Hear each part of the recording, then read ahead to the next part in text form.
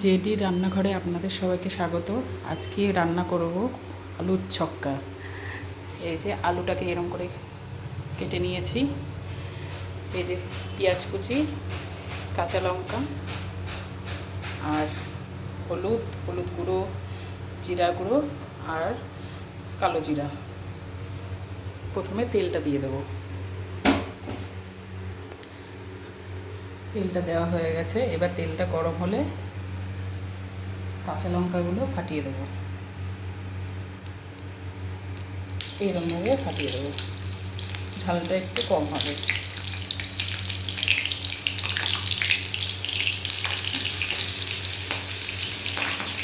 আমি এখানে অল্প ঝালই দেবো,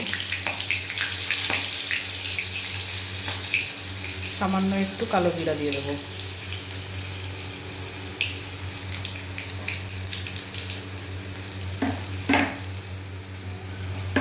তারপরে আলুটাকে দিয়ে দেবো।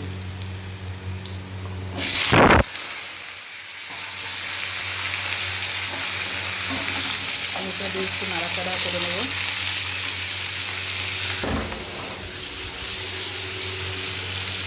নাড়া দিয়ে নিয়েছি, এবার লবণ দিয়ে দেবো।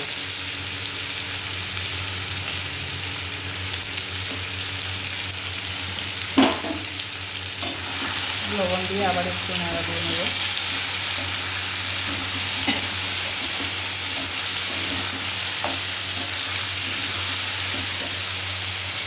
তারপরে পেঁয়াজ কুচিটা দিয়ে দেবো।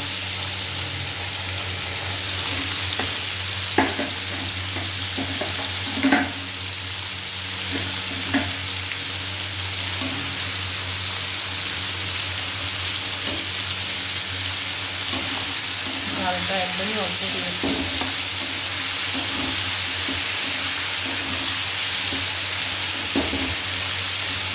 আপনারা চাইলে ঝাল মিশিয়ে দিতে পারেন।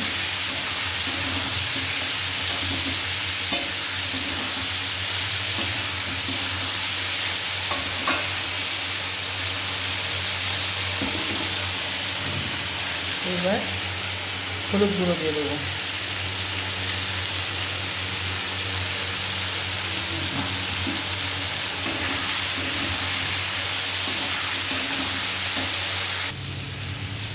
এবার একটু ঢাকা দিয়ে দেবো সেদ্ধ হওয়ার জন্য। এবার ঢাকাটা তুলে আবার একটু নাড়া দিয়ে দেবো।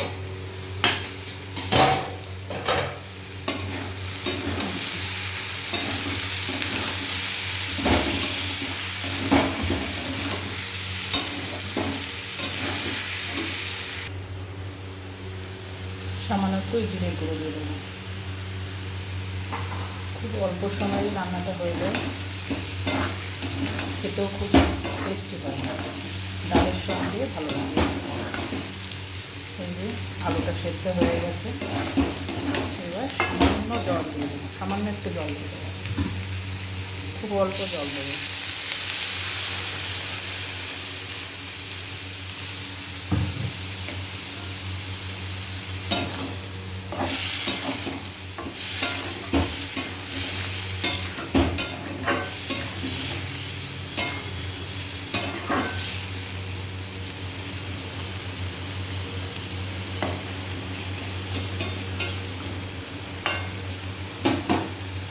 আবার একটু ঢাকা দিয়ে দেবো। সামান্য একটু চিনি দিয়ে দেবো। এই যে সামান্য একটু চিনি দিয়ে দেবো, চিনি দিলে স্বাদটা একটু ভালো হয়।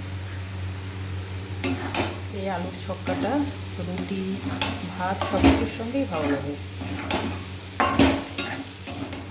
এই যে একদম রেডি আলুর ছক্কা।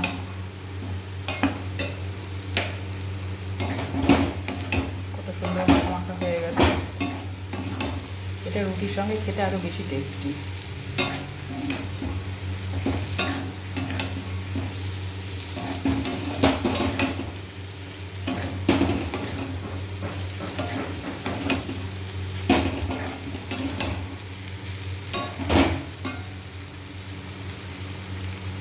আলুর ছক্কা রেডি, এবার নামিয়ে নেব।